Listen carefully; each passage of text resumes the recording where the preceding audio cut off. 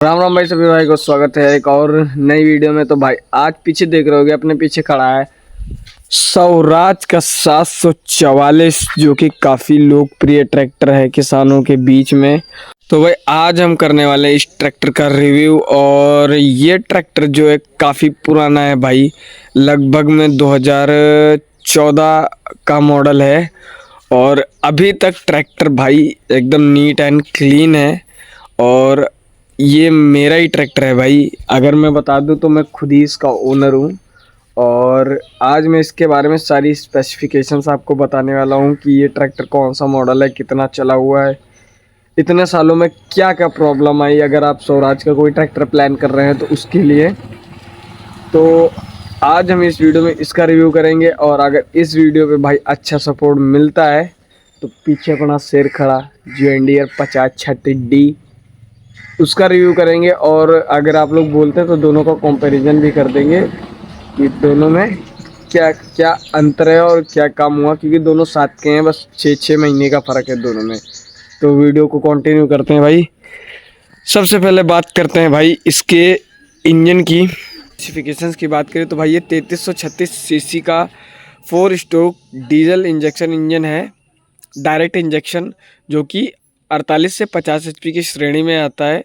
और ये 2000 engine rated RPM पे काम करता है।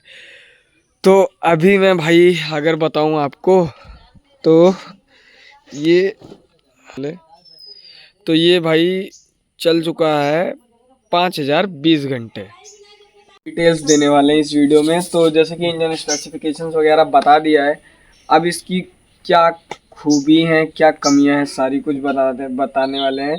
तो पहले इसकी खूबी बताने वाले हैं, और कुछ कमियां बहुत ज़्यादा हैं जो कंपनी को सुधार करनी चाहिए। तो भाई लोग बात क्या करते हैं कि स्वराज जो है इंजन लीकेज हो जाए, इससे कुछ दिक्कत हो जाए, एक सेकेंड। तो भाई लोग बाग कहते रहता है कि स्वराज लीक मार जाता है ट्रैक्टर, और लीकेज की समस्या है। भाई मुझे इसे यूज़ करते हुए 11 साल हो गए। मैं छोटा था तब ट्रैक्टर आया था, अभी मैं खुद ही चलाता हूँ इसको, लेकिन अभी ऐसी लीकेज वगैरह की कोई दिक्कत नहीं। मैं दिखा दूँ अगर आपको, भाई पंप के पास से भी कहीं पे आपको कोई लीकेज नहीं मिलेगी, पूरा क्लीन ट्रैक्टर है। और ये डुअल क्लच में आता रहता है। और पीछे से दिखा दूं भाई, कहीं कोई लीकेज की दिक्कत नहीं है। प्लेंट्री एक्सल वही पुराने वाले जो आया करते थे। और इधर से भी कोई लीकेज की समस्या इसमें कहीं पे भी नहीं है। बात करें अगर इसके स्टीयरिंग की, तो भाई इसमें मैकेनिकल स्टीयरिंग आता है, वही पुराना वाला सादा स्टीयरिंग। सिंगल पंप के साथ आता है सिर्फ हाइड्रोलिक में, क्योंकि डबल पंप इसमें इसलिए नहीं क्योंकि भाई ये सादा स्टीयरिंग ट्रैक्टर है। भाई अगर बात करें इसकी खूबियों की तो बहुत सारी खूबियां हैं। पहली खूबी की बात करूं, सारी तो मैं बता नहीं पाऊंगा, अगर कुछ छूटता है तो आप लोग कमेंट में बताइएगा। पहली इसमें हमें खूबी लगती है भाई इसका जो एयर क्लीनर है, या फिर इसका बोले सांस लेने वाला जो सिस्टम है, वो इसमें आता है ऑयल बाथ टाइप। मतलब इसके अंदर तेल भरा रहता है, जो हवा के साथ इसमें धूल या मिट्टी जाती है वो यहाँ पे रुक जाती है। और दूसरा बेनिफिट इसका क्या है भाई, कि अभी के जो ट्रैक्टर्स आ रहे हैं, जैसे कि स्वराज का ही ले लो, उसमें आता है ड्राई टाइप एयर क्लीनर। नहीं, ड्राई टाइप आ रहा है, नहीं ड्राई टाइप नहीं है, यही आ रहा है अभी के 744 या 35 में, यही आ रहा है। अदर ब्रांड के जैसे कि जॉन डीयर हो गया, या बहुत सारे ऐसे ट्रैक्टर हैं जो ड्राई टाइप एयर क्लीनर दे रहे हैं। उसमें क्या होता है कि उनका जो एयर क्लीनर हो यहाँ पे हो अंदर इसके, तो उसकी वजह से भाई इसकी जो है ना वाटर लेवल की कैपेसिटी कम हो जाती है ट्रैक्टर। अभी भाई जैसे कि धान का सीजन चल रहा था, वो ट्रैक्टर थोड़ा सा जो हमारे यहाँ पे तालाब हों उनकी जुताई जब करनी पड़े, तो उसको ले जाने में थोड़ा संकोच लगे है कि पता नहीं कहाँ पे गड्ढा आ जाए और ट्रैक्टर पानी में उतरने की वजह से एयर क्लीनर पानी खींच ले। बाकी इसमें ऐसी कोई समस्या नहीं, क्योंकि भाई इसमें पूरा बोनट डूब जा, ट्रैक्टर डूब जा, लेकिन भाई इसका एयर क्लीनर का इतनी हाइट है कि इसमें पानी जाने का कोई सवाल ही नहीं पैदा होता। तो इस ऑयल टाइप एयर क्लीनर का ये फ़ायदा है। दूसरा भाई इसका फ़ायदा ये है कि इसमें आता है डुअल क्लच।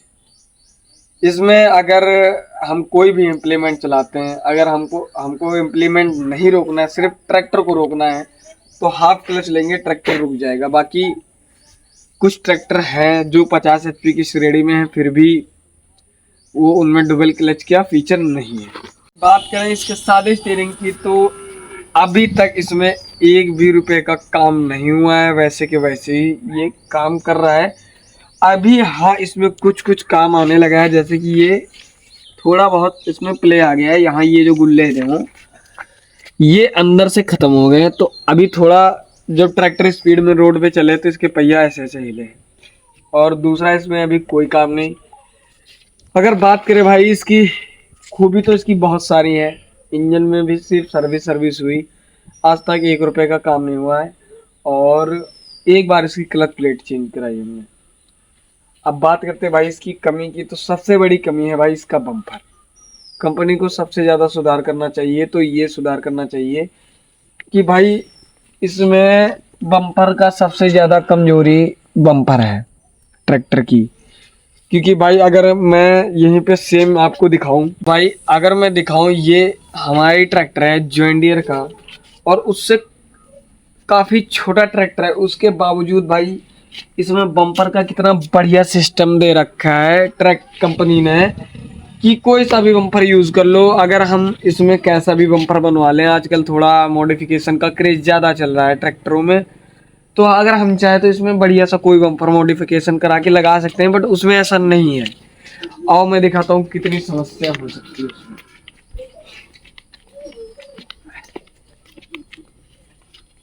भाई कम से कम इसका बम्पर इतने सालों में 10 से 12 बार टूट चुका है। आप देख सकते हो जगह जगह हमने वेल्डिंग करवा के जुगाड़ बनवा रखा है। इसमें कुछ भी सिस्टम नहीं दे रखा। यहाँ पे एक छोटा सा छेद दे दिया, बस नट डाल के दोनों तरफ से कस दो।